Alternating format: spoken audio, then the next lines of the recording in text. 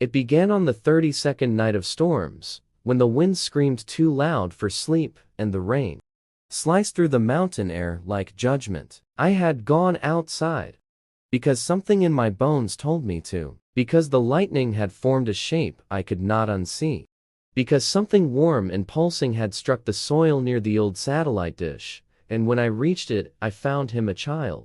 But not quite a child. His skin shimmered silver and blue, and his eyes opened as if light itself had startled him into breath. He said nothing as I reached out, and he did not flinch. He only stared at me with those wide celestial eyes that held no fear, only quiet questions shaped like galaxies. And I took him in because I had no one else, and because it felt like I had waited my whole life to see him, to know him, and to carry whatever burden he brought. He slept in the attic beneath my grandmother's quilt, humming in his sleep like a frequency beyond human sound, and when I asked who he was, he only touched his chest, then pointed upward as if that would explain everything. I called him Lio, not for what he said, but for what he was. A lion among stars, quiet, powerful, utterly lost.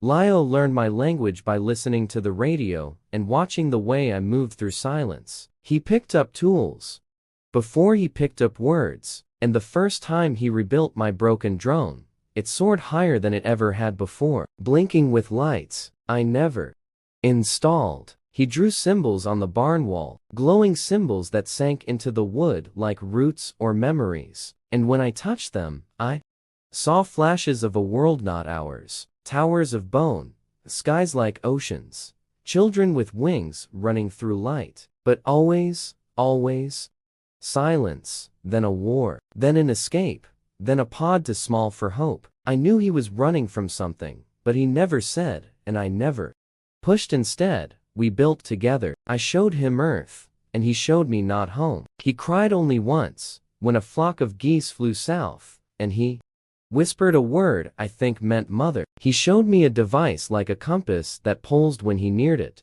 and each night we set it outside and watched the stars blink in strange patterns, as if they were trying to blink back, and I began to believe they were. I began to believe that the universe had found me worthy of something sacred, something terrible, something I would never escape.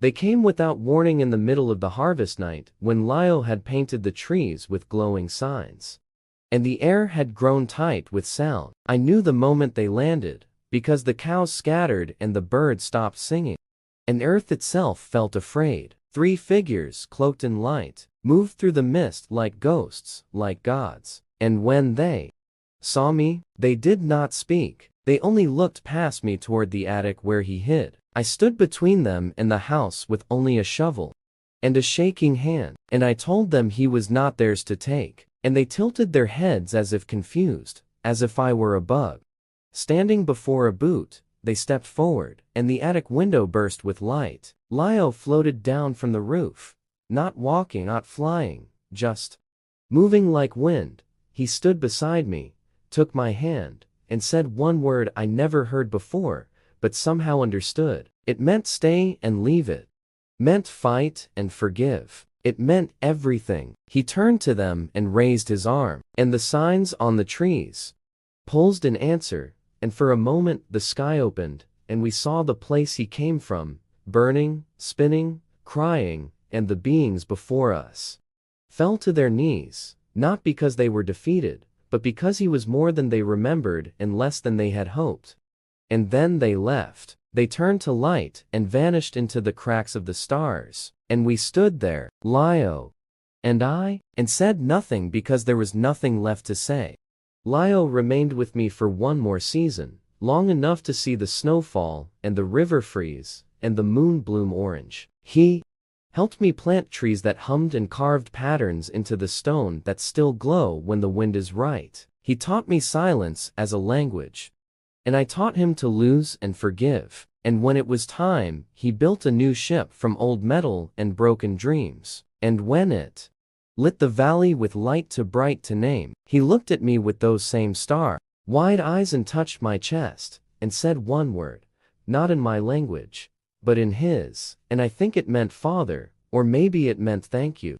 Or maybe it meant both. And then he left, not in sadness, not in joy, but in peace. And I stood there long after he was gone, until the ship was only a line in the clouds, and the wind had taken his name from my lips, but never from my heart. Now I live quietly, but not alone, because the trees still glow and the cymbals still hum. And when I lie beneath the stars, I hear him. I hear what we did, whispered in constellations and shadow paths.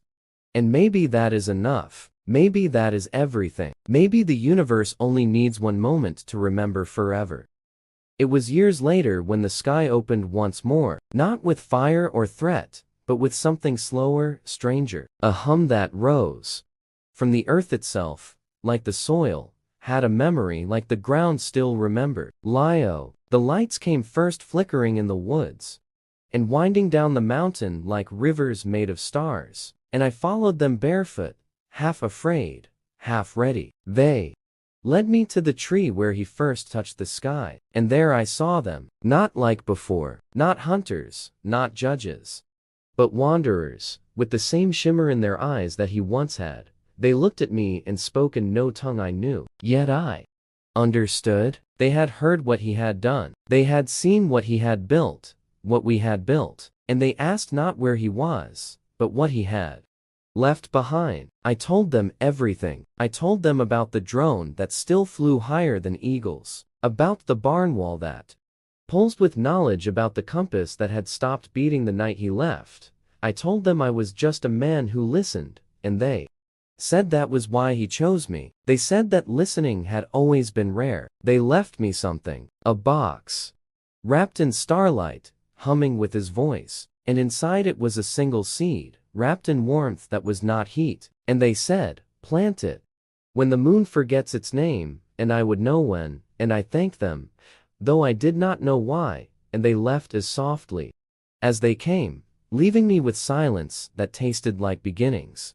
I waited for years before I knew the time. I watched the moon every night, waiting for it to fade from white to nothing. And on the night it vanished, I walked to the field Lio once cleared, and I buried the seed, not in sorrow, not in hope, just with hands that remembered and feet that had walked beside him. I pressed the soil over it, whispered his name, and stepped back, and the earth opened like it had waited too long, like it was hungry for the return of something sacred. The tree that grew was not a tree. Its branches shimmered like glass, its leaves moved like they were thinking, and the light that poured from it pulsed in rhythm with a boy's old heartbeat.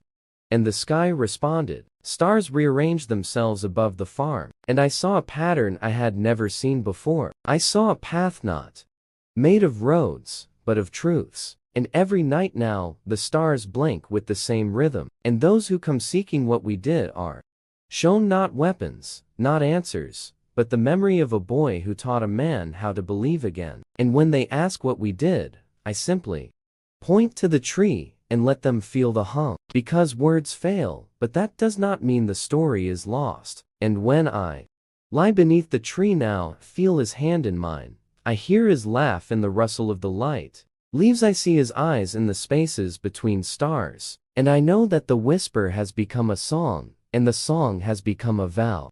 And the vow is this: he stayed with me, and I stayed with him, and together we made the stars. Remember,